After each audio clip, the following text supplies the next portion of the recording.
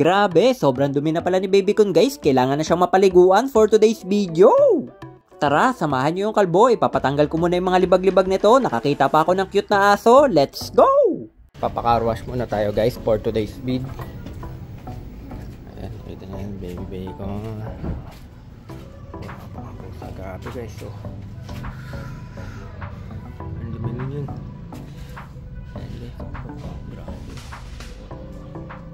Bago umalis at magpalinis, bomba na!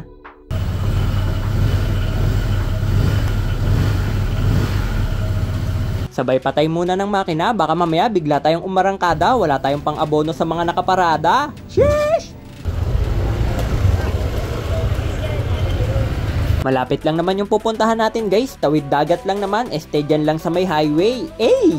Touchdown, nandito na kagad tayo guys. Sakto, wala pang katao-tao. Si baby ko yata yung buena mano. First time ko lang din pala makapunta sa car wash guys. At napansin ko lang din yung kanilang banyo. Aba, malinis, panalo. Samahan mo pa ng cute na aso. Whoop whoop. Dito lang pala matatagpuan yan guys. Basta makakita lang kayo ng punong putol saka cute na aso, tuloy lang kayo. Alright. Inumpisa na kagad ni kuya yung paglilinis kay baby ko. Sabi ko, handle with care. Una ko yung baby.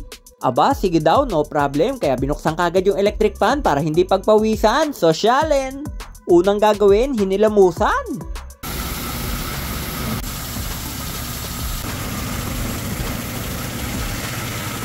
Ayos, mukhang matibay yung pagkakalagay natin ng pangalan kay baby ko. Hindi nabubura kahit pinaliguan. Sunod na gagawin, sasabunan. Tignan natin kung tatagal pa yan. Hinanda na ni kuya yung mga mahiwagan niyang sabon. Ano sa tingin nyo guys, mabubura kaya yung pangalang baby ko?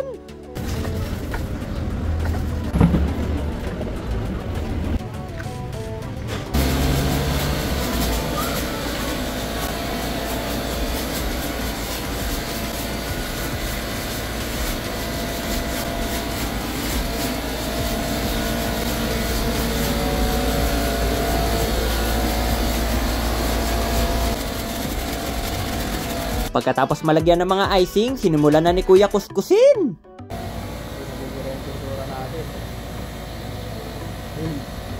Pagkatapos matanggal yung mga libag-libag guys, sunod, babanlawan.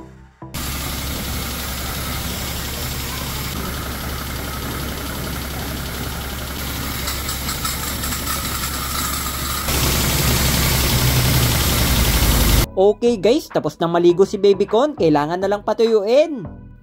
Napakaangas par. Dito ko lang pala makikita si Deadpool. Sheesh!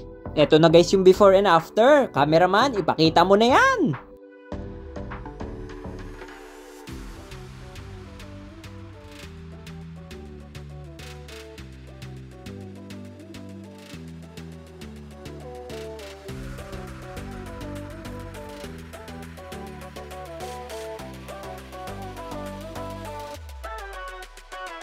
Grabe, sobrang linis talaga guys. Shoutout na rin kay kuya kasi kinamay niya talaga kahit kasulok-sulukan. Uwi na kami. See you ulit next vid. Bye-bye!